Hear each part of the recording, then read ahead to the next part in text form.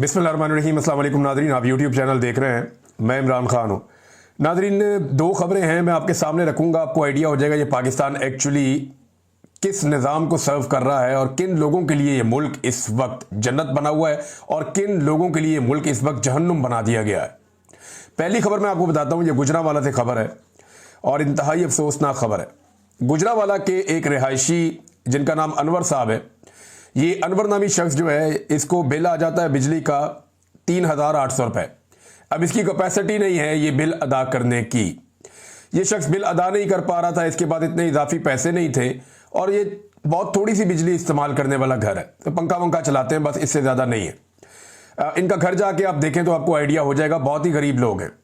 तो अनवर को 3,800 रुपये बिजली का बिल आ गया, ये बिल अदा नहीं कर पाया, तो इसका मीटर उतार कर वापडा वाले ले गए। मीटर उतार कर ले गए और घर की बिजली बंद कर दी कि जनाब बिजली के बगैर गुजारा करो, वरना बिल जमा करवाओ पहले और जुर्माना जमा करवाओ। इन्होंने अपना गुजारा करने के लिए, गर्मी बहुत ज़्यादा है, शदीद गर्मी है, घर में बच्चे भी हैं, फैमिली है, तो इसलिए इन्होंने अपने हमसायों से एक तार ले ली बिजली की और वो बिजली के ज़रिए इन्होंने अपना पंखा चला लिया। अब उसके बाद यहाँ पे छापा पड़ता है और दोबारा जो बिजली के महकमे वाले हैं वो आते हैं और आकर बिजली चोरी का एक मुकदमा दर्ज कर लेते हैं। पुलिस आती है, जो वालिद है अनवर, उसे गिरफ्तार करके ले जाती है और 28 तारीख को मुकदमा दर्ज हुआ गैपको में और फिर उठाया और उठा के इसके जो घर का बड़ा है अनवर, उसको गिरफ्तार करके ले गए और 30,000 रुपया जुर्माना कर दिया। कुछ लोग कह रहे हैं जी 50,000 रुपया जुर्माना कर दिया कि जनाब पहले जुर्माना अदा करोगे फिर तुम्हारे बाप को हम थाने से छोड़ेंगे। उसके ऊपर बहुत सख्ती की, इसके बेटे को पकड़ा, उसे धमकाया। बेटे का नाम है फराज, ये इकलौता बेटा है इस वालिद का, अनवर का, और फराज जो है उसके ऊपर इतना दबाव डाला कि तुम पैसे दोगे तो तुम्हारे बाप को छोड़ेंगे, वरना तुम्हारे बाप को अंदर ही रखेंगे। फराज जो है वो पैसों के लिए मारा मारा फिरता रहा। इसने बड़ी कोशिश की कि अपने वालिद को जो है वो पुलिस के चुंगल से आज़ाद करवा ले। ना ये बिजली का बिल अदा कर सकते थे, ना ये जुर्माना अदा कर सकते थे। तो फिर फराज ने तेज़ाब पी लिया और तेज़ाब पीकर खुदकुशी कर ली। ये सारी बात खुल गई। इसकी खुदकुशी के बाद ये है जनाब एक पाकिस्तान, आम आदमी का, गरीब आदमी का पाकिस्तान। अगर वो 3,800 रुपये बिल अदा नहीं करेगा तो उसे निशाने इबरत बनाया जाएगा, मुकदमा दर्ज करके जेल में डाला जाएगा, मीटर उतार कर ले जाएंगे और उसे गर्मी में जिंदगी गुजारने पर मजबूर किया जाएगा। आम आदमी है ना, इसके लिए कोई मुराद नहीं है, कोई सब्सिडी नहीं है, कोई इसके लिए हकूक नहीं है। आम आदमी का पाकिस्तान ये है। अंदाजा करें आप कि कितना परेशान किया होगा उस नौजवान को इस निज़ाम ने कि उसने खुदकुशी कर ली कि यार मेरा बाप ऐसे तो छूट नहीं सकता। कितनी बेबसी है उसकी, कितनी बेबसी है उसकी। और ये वो लोग हैं जिनसे वादा किया गया था कि 300 यूनिट तक बिजली, वो शक्लें याद है ना आपको, मेकअप वाली शक्लें, बिलावल की बहन की, मरियम की, ये बाकी सारों की, ये हमजा की, ये सारे वादे करते थे जाके जलसों में खड़े होकर दोनों खानदान कि 300 यूनिट तक बिजली हम मुफ्त देंगे। आपका बिल आया करेगा, उसके ऊपर लिखा हुआ करेगा कि आपका बिल हुकूमत ने अदा कर दिया। ये वाली नौसरबाजियां करके ये इक्तदार में आए और जिन लोगों पे ये इक्तदार में आए उनके साथ आज क्या कीड़ों मकोड़ों वाला सलूक कर रहे हैं, कितना जुल्म और जबर हो रहा है। पाकिस्तानियों को इस जुल्म के खिलाफ खड़े होना पड़ेगा, आज नहीं तो कल। गरीब आदमी को इन्होंने पीस कर रख दिया। अमीर आदमी की हालत क्या है, जरा ये हफीज पाशा साहब का स्टेटमेंट आप सुनिए। और ये स्टेटमेंट जो है ये कोई ऐसे नहीं है कि यहां से उठाया और जो दिल किया वो बोल दिया, नहीं। ये स्टेटमेंट आता है बैनुल-अक़वामी इदारों की रिसर्च के बाद। ये आदादोशुमार जो हैं, ये मुसद्दका आदादोशुमार है जो वो बताते हैं। वो ये कहते हैं कि 3 साल पहले तक पाकिस्तान के अंदर जो ज़खायर थे हुकूमत के, वो 17 अरब डॉलर्स तक थे, लेकिन पाकिस्तान में पैसे का एक बड़ा हिस्सा खर्च कर दिया जाता है अशराफिया पे। जो पैसा वो बता रहे हैं 4,500 अरब सालाना मुराद दी जाती हैं, और ये मुराद किनको मिलती है? बड़े बड़े जागीरदारों को, जो अलीट तबका है, फौजी अलीट, बड़े बड़े फौजी अफसरान, ये उनको जाती है मुराद। बड़े बड़े बिजनेसमैन, ताजर और बड़े ब्यूरोक्रेट्स, ये इनको सारी की सारी मुराद जाती हैं और ये अमाउंट है 4,500 अरब सालाना। ये हफीज शेख साहब बता रहे हैं। एक तरफ 3,800 रुपए, एक तरफ 4,500 अरब सालाना। उधर जान चली गई एक आदमी की और इधर इनकी मौजें ही खत्म नहीं हो रही। इनके कंट्रोल में निजाम है तो ये सारे निजाम के जरिए से अपने लिए मुराद और फायदे निकालते रहते हैं, घरते रहते हैं। तो मौजें लगी हुई हैं अशराफिया की इस मुल्क के अंदर। और गरीब आदमी को ये कीड़े मकोड़ों की तरह रखते हैं और कहते क्या है कि जनाब नहीं, हम तो अवाम के साथ हैं, हमारे दिल अवाम के साथ धड़कते हैं, हम तो अवाम के लिए जीते मरते हैं। मियां साहब जनाब मीटिंग से उठकर चले गए जब पेट्रोल की कीमत बढ़ी, जब बिजली महंगी करने की बात आई तो मियां साहब नाराज हो गए। भाई किधर नाराज हो गए? वहीं बैठा हुआ है, वही बात कर रहा है। ये सारे रल के कौम का खून चूस रहे हैं और कुछ नहीं। नाजरीन, यहां पे एक और मेरे पास खबर आई है और इसके साथ ही जुड़ी हुई है।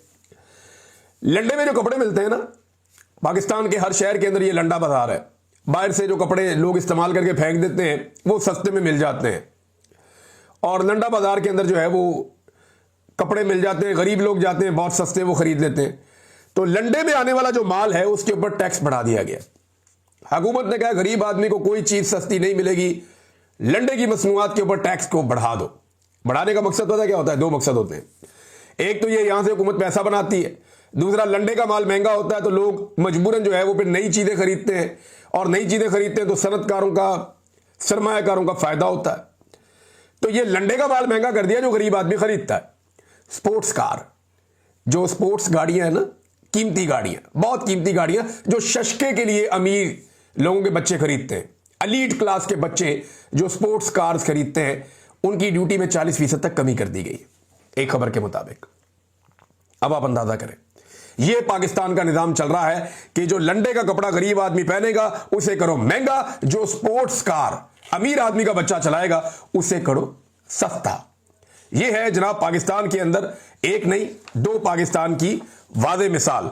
एक चीज और नाजरीन मैं आपके सामने रखता हूं, पाकिस्तान के अंदर जो है वो LNG का एक बड़ा सीरियस इशू खड़ा हो गया है और ये इशू कंट्रोल नहीं हो रहा।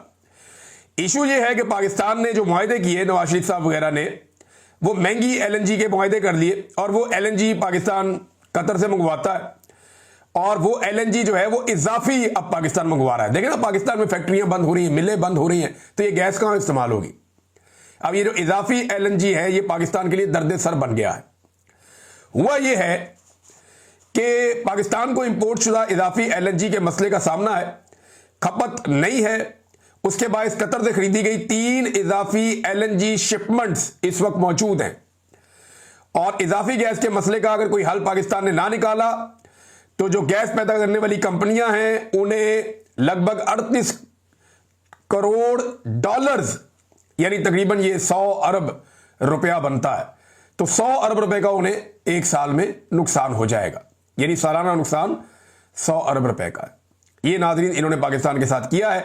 ये खबर जो है वो ये दुनिया न्यूज ने भी छापी है और देखें ना, इन्होंने इजाफी LNG मंगाई थी, इन्होंने पाकिस्तान में बड़ी फैक्ट्रियां लगेंगी, ये होगा वो होगा। इमरान खान साहब के दौर में तो चल रही थी, फुल कैपेसिटी पे सारी फैक्ट्रियां चल रही थी, तो वो इतना जबरदस्त तरीके से प्रोडक्शन हो रही थी कि ये सारी गैस इसकी खपत हो सकती थी।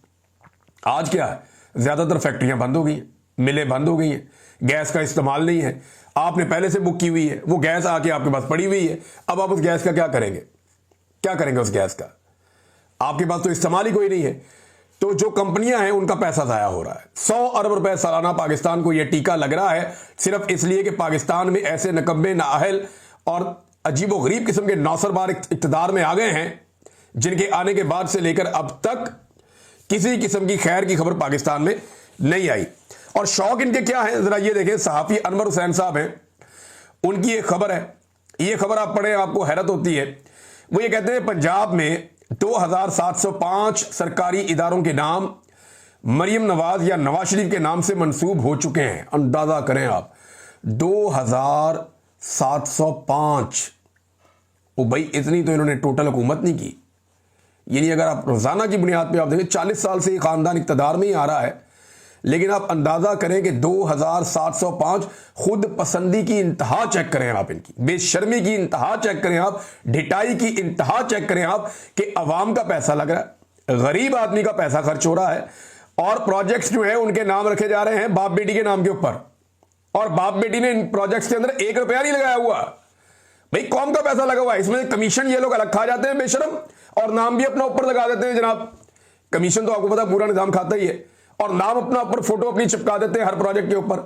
तो 2705 सरकारी इदारों के नाम मरियम नवाज या नवाज शरीफ के नाम से मंसूब हो चुके हैं। इनकी तज़ीनो आराइश और बहाली और तामीर पर सरकारी खजाने से अरबों रुपए के फंड्स लगे हैं। मकसद इमेज बिल्डिंग और पार्टी बयानियां प्रमोट करना है।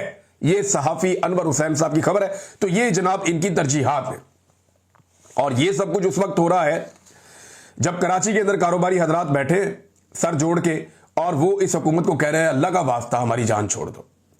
वो फील्ड मार्शल को आवाज़ें दे रहे हैं क्योंकि सारे इख्तियारात ही फील्ड मार्शल के पास हैं। वो फील्ड मार्शल आसिम मुनीर को आवाज़ें दे रहे हैं, जनाब आप 2 मरतबा आए थे हमें मिलने के लिए, आपने आके कहा था कि पैसा पाकिस्तान में लेकर आओ, आपने अगर कहा था कि पाकिस्तान को जरूरत है तो हम तो पाकिस्तान के लिए खड़े हैं, लेकिन ये जो हमारे साथ हुकूमत कर रही है इसके नतीजे में तो हम बर्बाद हो जाएंगे। बल्कि उन्होंने यहां तक कहा कि ठीक है आप हमसे पैसा इकट्ठा कर लें जिस तरह आप हमें निचोड़ना चाह रहे हैं, हम ये फैक्ट्रियां बंद करके सारा कुछ पाकिस्तान छोड़ के चले जाएंगे। तो अब सरमायादार भी इनको धमका रहे हैं क्योंकि ये जब टैक्स इकट्ठा करने की बारी आती है तो सरमायादार को तो बहुत तकलीफ होती है। गरीब आदमी तो ये टैक्स लगाते हैं, लंडे वाले टैक्स के ऊपर कोई नहीं बोलेगा, घी के ऊपर, आटे के ऊपर, चीनी के ऊपर, पेट्रोल के ऊपर, कुछ भी हो कोई नहीं बोलेगा। लेकिन जैसे ही अशराफिया के ऊपर हाथ डलेगा तो आप देखेंगे कि रोला पड़ जाता है पूरे मुल्क में। नाज़रीन एक और खबर है और इमरान खान साहब के हवाले से है। अलीमा खान साहबा ने ये स्टेटमेंट दिए हैं, ये स्टेटमेंट्स मैं आपके सामने रख देता हूं। अलीमा खान साहबा कहती हैं कि इमरान खान साहब को अब कहा जा रहा है कि 9 मई को आप कबूल कर लें और थोड़ी सी सजा हम आपको दे देंगे, वो आप काट लें और आपको छोड़ देंगे, आप CCTV भूल जाएं और ये हुकूमत चलने दें। लेकिन इमरान खान डटे हुए हैं। मैं आपको बताता हूं क्या है। इमरान खान साहब को ये ऑफर दी गई है कि आप 9 मई को कबूल कर लें, उसके ऊपर थोड़ा सा पशेमानी शो कर दें, ये आप ना कहें कि CCTV फुटेज निकाल कर लाओ और जुडिशल इंक्वायरी करवाओ और पता करवाओ कि 9 मई में कौन मुलव्विस था, ये सारी चीज़ें आप भूल जाएं, इनको आप छोड़ दें। आप एक काम करें, आप इनको तस्लीम कर लें, हम आपको एक सज़ा दे देंगे, जितना अरसा आप जेल में रहे हैं वही आपकी सज़ा हो जाएगी और फिर आपकी रिहाई हो जाएगी। तो विन विन सिचुएशन हो जाएगी एस्टेब्लिशमेंट के लिए भी, क्योंकि एस्टेब्लिशमेंट ने ये सारा खेल खेला हुआ है। तो इमरान खान साहब डटे हुए हैं, वो नहीं मान रहे, लेकिन इसमें रिहाई मिल जाती है ना उन्हें। अगर 2 साल की सजा होती है इमरान खान को, 2 साल से तो वो पहले ही जेल में है, 2 साल से तो वो पहले ही जेल में है। अगर 2 साल की या 3 साल की सजा हो जाती है तो इमरान खान साहब तो फौरी तौर पर रिलीज हो जाएंगे, लेकिन उसके लिए उन्हें 9 मई तस्लीम करना पड़ेगा, जो इमरान खान साहब नहीं कर रहे। अलीमा खान ने यह भी बताया कि पाकिस्तान तहरीक इंसाफ की क़यादत ने बड़ा ज़बरदस्त प्लान तैयार किया है, 10 मुहर्रम उल हराम के बाद उसका ऐलान होगा एहतजाजी तहरीक के हवाले से। और मैंने आपको पहले बताया कि अब पूरे पाकिस्तान के अंदर एहतजाजी तहरीक चलाने जा रहे हैं। अगर पाकिस्तानियों ने, क्योंकि पाकिस्तानियों ने बहुत बर्दाश्त कर दिया ना, 70 साल से बर्दाश्त करते चले आ रहे हैं और ये 3 साल के अंदर तो बर्बरियत की इंतहा कर दी गई है। तो पाकिस्तानियों ने इतना बर्दाश्त कर दिया, अब पाकिस्तानियों के पास एक मौका है। अगर सारे पाकिस्तानी अपने घरों से बाहर निकल आए, सारे पाकिस्तानी, अगर सारे पाकिस्तानी, मैं अगर का लफ्ज़ इसलिए इस्तेमाल कर रहा हूं कि पाकिस्तानियों का पता कोई नहीं होता, निकल आए तो निकल आए, ना निकले तो ना निकले। अगर सारे पाकिस्तानी अपने घरों से बाहर निकल आए और 3 दिन तक के लिए सब कुछ जैम कर दिया, यानी आप अपने अपने घरों के बाहर आकर बैठ गए हैं, तो कोई आपको जबरदस्ती आपके घर के अंदर तो नहीं घुसा सकता। आपके घर के बाहर जो भी शारा है, जो भी सड़क है, आप वहां आकर बैठ गए, सारा निजाम रुक जाएगा। अगर आप सारा निजाम रोक देते हैं तो ये एस्टेब्लिशमेंट आपके पैरों में गिर जाएगी और आपसे कहेगी बताएं हम क्या करेंगे, आप राजी हो जाएंगे। फिर कौम अपनी बात मनवा सकती है, अपना मैंडेट वापस ले सकती है। ये एक आखिरी ऑप्शन है, एक तगड़ा ऑप्शन है। और सड़कों के ऊपर इमरान खान साहब ने कहा था फैसला होगा, क्योंकि अदालतों से कोई उम्मीद नहीं है, पार्लियामेंट से कोई उम्मीद नहीं है। हालात ये हैं कि पहली मरतबा तारीख में ये हुआ, ऐसा कभी डिक्टेटर्स के दौर में नहीं हुआ। ऐसा तो बदतरीन डिक्टेटर्स ने भी नहीं किया जो इस मरतबा ये पंजाब हुकूमत कर रही है। स्पीकर पंजाब असेंबली जो है वो जाते हैं मलिक अहमद खान और जाकर चीफ इलेक्शन कमिश्नर को मिलते हैं, बाहर निकलकर मीडिया को बताते हैं कि जनाब ये 26 लोग जिनको मैंने निकाला है असेंबली से, जिनकी मैंने मुअत्तली की है, इनको हम अब पक्का पक्का फारिग करने जा रहे हैं, ये MPA नहीं रहेंगे, इनके खिलाफ रेफरेंस दायर कर रहे हैं इलेक्शन कमीशन ऑफ पाकिस्तान में। बजट के मौका पर एहतजाज होना हमेशा से एक रवायत है और सारी पॉलिटिकल पार्टीज एहतजाज करती हैं बजट के मौका पर। लेकिन क्योंकि मरियम नवाज की किसी किस्म की वो तरबियत नहीं है ना सियासी, तो वो तनकीद बर्दाश्त नहीं कर सकती, तो वो इसको दिल पे ले गई है कि जी मेरे ऊपर तनकीद हो गई, मेरी मौजूदगी में मेरे खिलाफ नारे लग गए, तो अब वो कह रहे हैं जी 26 अरकान जो है इनको हमने इनकी रुकनीत ही फारिग करवा देनी है, इनके हल्कों में हमने दोबारा इलेक्शन करवा देने। तो इस चक्कर में पड़ गए। ऐसा कभी डिक्टेटर्स के अदवार भी नहीं हुआ जो घटिया हरकतें ये लोग कर रहे हैं। इमरान खान साहब ने भी ताजरों की तरह या डोनाल्ड ट्रंप की तरह वही बात की अपनी बहन से। उन्होंने कहा जी कि आखिरी जो इमरान खान साहब ने मुलाकात की है उसमें उनकी बहन ने बताया कि इमरान खान ने कहा बात करनी है तो जाके फील्ड मार्शल से बात करो। शहबाज शरीफ के पास कोई इख्तियार नहीं है, सारे इख्तियारात फील्ड मार्शल के पास हैं, उससे जाके बात करो और मुल्क की खातिर बात करने के लिए मैं तैयार हूं, मुझे कोई डील नहीं चाहिए। देखिए, पहले दिन से इमरान खान साहब एक बात करते हैं कि डील नहीं चाहिए, मैं कोई डील नहीं करना चाह रहा, मुझे जेल में रखना रख लो। इमरान खान ने खुद कहा कि मुझे कैद ज्यादा अजीज है गुलामी से, यानी मैं तुम्हारी गुलामी करूं इससे बेहतर है कि मुझे तुम कैद में डाल दो, मुझे कैद ज्यादा बेहतर लगती है गुलामी की निस्बत। ये तो इमरान खान का विजन है, खुलकर वो ये बात करते हैं। लेकिन वो बात क्यों करना चाहते हैं? बात इसलिए करना चाहते हैं, मुल्क का पट्टा बैठ गया है, मुल्क का बेड़ा गर्क इन्होंने कर दिया। एक के बाद एक प्रोजेक्ट पाकिस्तान में बंद होता चला जा रहा है। हफीज शेख के आप स्टेटमेंट सुने, आप हैरान हो जाएंगे, जो पाकिस्तान को तबाह बर्बाद इन्होंने कर दिया पिछले 3 साल के अंदर। पाकिस्तान के खजाने को बर्बाद कर दिया, पाकिस्तान में इंडस्ट्री को तबाह कर दिया, पाकिस्तान के अंदर प्रोडक्शन रुक गई है, पाकिस्तान के अंदर सरमायाकारी नहीं आ रही, पाकिस्तान के अंदर सयाह नहीं आ रहे, पाकिस्तान के अंदर लोगों का एतमाद उठ गया है, पाकिस्तान से ब्रेन ड्रेन हो रहा है, लोग छोड़ छोड़कर पाकिस्तान बाहर जा रहे हैं। ऐसी बेशुमार चीजें, महंगाई का एक सैलाब और एक तूफान है, पाकिस्तान में डॉलर की कीमत कंट्रोल नहीं हो रही, पाकिस्तान के अंदर पेट्रोल की कीमत कंट्रोल नहीं हो रही, हर चीज इन्होंने तबाह बर्बाद कर दी है और ये वहां पहुंचा दिया है जहां से वापस आने में बहुत सारे साल लग जाएंगे।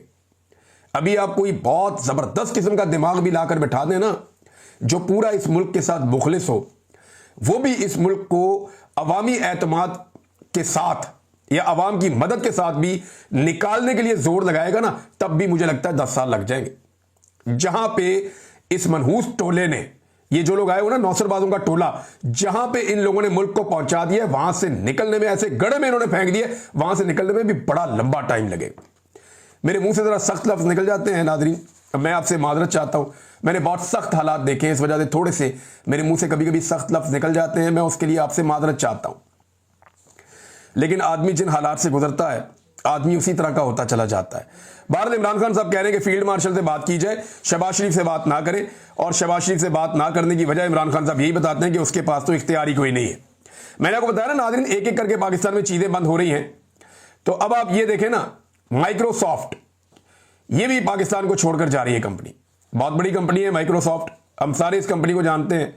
माइक्रोसॉफ्ट पाकिस्तान को छोड़कर जा रही है, इसके बारे में जो खबर मेरे पास है मैं आपको पढ़ के सुना देता हूं। एक और बड़ी कंपनी का पाकिस्तान से जाने का ऐलान, और आईटी कंपनी माइक्रोसॉफ्ट का 25 साल बाद पाकिस्तान में अपनी सरगर्मियां बंद करने का फैसला। ये मुशर्रफ साहब के दौर में आई थी फिर, और अब ये अपनी सरगर्मियां बंद कर रहे हैं। इस पे आरिफ अलवी साहब ने एक ट्वीट किया और उन्होंने एक वाकया बताया। उन्होंने कहा जी कि ये ऑपरेशन बंद करने का उन्होंने फैसला किया 2022 में फरवरी में, जब इमरान खान साहब की हुकूमत गिराई गई, तो उससे 1 माह पहले, 2 माह पहले बिल गेट्स ने पाकिस्तान का दौरा किया और मुलाकात की आरिफ अलवी साहब से। वो ये कहते हैं मैंने उन्हें हलाल इम्तियाज से नवाजा भी, और दफ्तर के बाहर हम लॉन पे बैठे हुए थे, तो मैंने उनसे कहा पाकिस्तान में इन्वेस्टमेंट के हवाले से, तो उन्होंने बड़े एतमाद के साथ बताया कि इमरान खान साहब से हमने रब्ता करवा दिया है, और माइक्रोसॉफ्ट की CEO सत्या नडेला के दरमियान हमने कॉल का बंदोबस्त किया है। फिर उन्होंने मुझे कहा कि आप खामोश रहिए, बस सारी चीज़ें तैयार हैं, 2 माह के अंदर वजीर आजम और मैं पाकिस्तान में माइक्रोसॉफ्ट की बड़ी सरमायाकारी का ऐलान करेंगे। ये बिल गेट्स ने उस वक्त कहा था, लेकिन फिर सब कुछ तेजी से नीचे की तरफ चला गया। फिर आरिफ अलवी साहब कहते हैं कि रजीम चेंज होने के बाद सरमायाकारी का वादा ख़त्म हो गया। अक्टूबर 2022 तक माइक्रोसॉफ्ट ने अपनी तोसी के लिए वियतनाम का इंतखाब कर लिया, पाकिस्तान को छोड़ दिया और वो वियतनाम चले गए। और पहले उन्होंने पाकिस्तान की हमायत की थी, लेकिन हमने वो मौका ज़ाया किया, पाकिस्तान में रजीम चेंज हो गया उसकी वजह से। और फिर हमारा जो हुनरमंद है वो बैरून मुल्क मुंतकिल हो रहा है, हमारी कुव्वत खरीद कम हो रही है। फिर वो एंड में कहते हैं जनाब वाहिद रास्ता के बातचीत करें, आप स्टेक होल्डर्स बैठे और बैठकर बातचीत करें। बहुत से लोग जानते हैं मौजूदा इंतजामात और इंतखाबी अमल से गहरी मायूसी हुई है पाकिस्तानियों को, और पाकिस्तानी ये समझते हैं कि इस बहरान से निकलने का वाहिद रास्ता जो है वो बातचीत है। ये आरिफ अलवी साहब बता रहे हैं कि एक दौर था कि पाकिस्तान के अंदर आ रहा था सारा कुछ, माइक्रोसॉफ्ट चीज़ें लेकर आ रहा था, आज वो बंद करके जा रहे हैं। ये भी पाकिस्तान को दिन देखना पड़ना था और पाकिस्तान ये दिन देख रहा है। नाज़रीन, ऐसा लगता है कि अमेरिका को शायद कोई यकीन दहानी करवाई गई है या कुछ यकीन दहानियां करवाई गई हैं। सेनेटर मुश्ताक कहते हैं कि there is no such thing as a free lunch, कि मुफ्त में खाना कोई नहीं खिलाता। डोनाल्ड ट्रंप ने खाना खिलाया था। ऐसा लगता है कि पाकिस्तान की जानिब से कुछ यकीन दहानियां करवाई गई हैं। फिर फौरी तौर पे देखें ना, उजलत के अंदर पाकिस्तान ने नोबेल पीस प्राइज के लिए डोनाल्ड ट्रंप का नाम नामजद कर दिया। फिर बड़ी उजलत के अंदर पाकिस्तानी वजीर जो है वो बार बार इब्राहिम अकॉर्ड के लिए जो है वो जहन साजी कर रहे हैं कौम की। इब्राहिम अकॉर्ड का मतलब है इसराइल को तस्लीम करना। तो पाकिस्तान के जो वफाकी वजीर हैं वो कौम की जहन साजी कर रहे हैं इसराइल को तस्लीम करने के हवाले से। तो ऐसा महसूस होता है कि शायद अमेरिका को कोई यकीन दहानी करवा दी गई है। इसके ऊपर सेनेटर मुश्ताक ने एक बड़ा डिटेल किस्म का जो है वो तहरीर भी एक लिखी है। वो ये कहते हैं कि फार्म 47 की शहबाज कबीना के वज़रा तसलसल से पाकिस्तान मीडिया पर बैठकर अब्राहम अकॉर्ड और 2 रियासती हल की बातें कर रहे हैं। ख्वाजा आसिफ और अब राना सनाउल्लाह बरास्ता अरब ममालिक तुर्की और सऊदी अरब की आड़ लेकर इसराइल के वकील बन गए हैं। अच्छा, वो ये कहते हैं इन लोगों ने सिर्फ इब्राहिम अकॉर्ड का नाम सुना है, इसको पढ़ा भी नहीं होगा। इस बेवकूफ़ को कोई बताए कि तुर्की को इब्राहिम अकॉर्ड की ज़रूरत ही नहीं है। वो तो बहुत अशरों पहले ही, कई दहाइयों पहले वो तुर्की का भी नाम लेते हैं ना बीच में तस्लीम करने वाला। तुर्की ने तो कई दहाइयों पहले ही इसराइल को तस्लीम किया हुआ था और वो पुराना तस्लीम करने वाले इसराइल को। अब सऊदी अरब और तुर्की के साथ पाकिस्तान की फ़लस्तीन पॉलिसी नत्थी करके राना सनाउल्लाह ने बड़ी वारदात डाल दी है। जब इनसे सवाल किया गया ना कि जनाब अगर ईरान ने तस्लीम ना किया तो आप क्या करेंगे, तो उन्होंने कहा हम इत्तफाक़ राय पैदा करेंगे, यानी हम ईरान को कायल करेंगे कि तुम इसराइल को तस्लीम कर दो। क्या पाकिस्तान जो कभी इसराइल को खुद तस्लीम नहीं करता था, अब उसका रोल ये होगा कि वो ईरान को कायल करेगा कि वो इसराइल को तस्लीम कर दे।